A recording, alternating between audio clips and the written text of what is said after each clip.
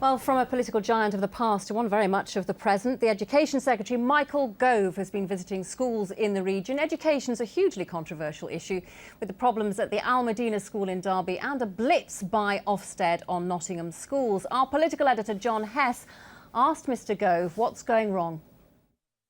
We need to change leadership.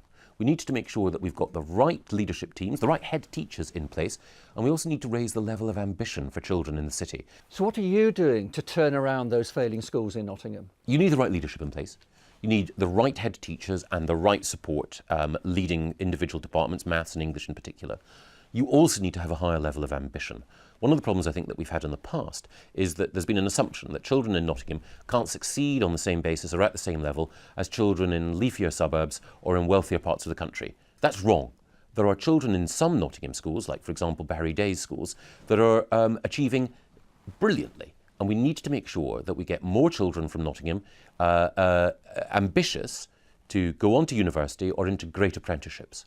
But half of those secondary schools in special measures are academies. Yes. And academies were supposed to be the saviour of underperforming inner city schools. Yes, well, academies only work if you've got the right leadership. We're determined to ensure that whether schools are local authority schools or academies, they're held to account.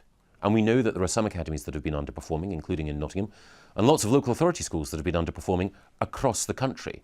The real test is how quickly can we turn schools round that are failing, and if for any reason the leadership of an academy is not being challenged effectively, then we will step in. You mentioned accountability, but isn't it time for our local education authorities to have that role of scrutiny again?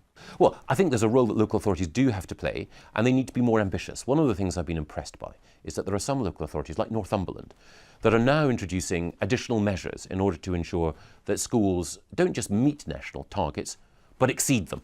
And I think part of the problem in Nottingham is that people haven't been ambitious enough. And I think that the question for Nottingham local authority is not to try to second guess what happens on the ground in schools when it comes to the management and allocation of resources. The thing to do is to set an ambitious target for how many children should be getting good GCSEs and going on to college or on to apprenticeships. Well, Mark, Michael Gove laying it on the line there, really. A lack of ambition in communities and in schools. Is he right? Yeah, I think we need to find more aspiration in those communities, and we need to support those pupils, and we need to get them from education into careers so that they've got that aspiration to thrive and to strive forward. And, you know, why can't you come from Nottinghamshire and go on to be a doctor or an astronaut or whatever you want to be, frankly? Is that what it's about, Chris? Lack of ambition?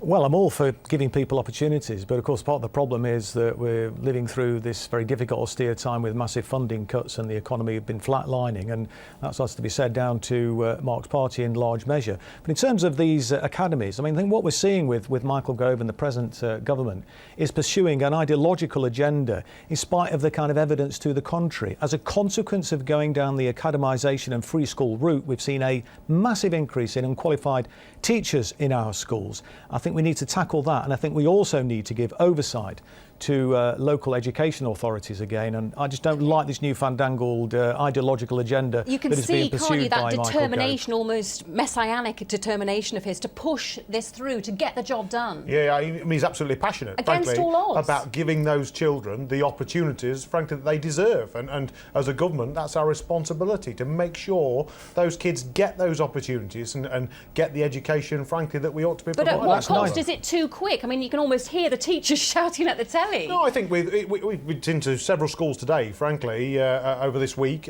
looking with Michael Gove at some of the things that can be achieved. And if you get good leadership and great headmasters and a teaching team which is working together, then you can really achieve great things. And there have been problems, let's face it, Chris, in Derby schools too, as we well know. And also just this week, 2 more Derby schools have been threatened with being forced into becoming academies to increase their performance. It's worrying, isn't it? Well, as I've already said, there is this ideological agenda that is being pursued by Michael Gove, irrespective of what the facts actually say. And I think what we're seeing is that under this forced academisation programme, Michael Gove is absolutely determined to force academies on communities when they're not actually wanted. Look, the truth is we need to invest in our education system. We need to give oversight to local education authorities, and we've got to sort out the economy. So very well, Mark saying very nice words about giving kids opportunities. Opportunities for what? We've got mass youth unemployment in our country. We need to create hundreds of thousands of jobs, literally, for young people.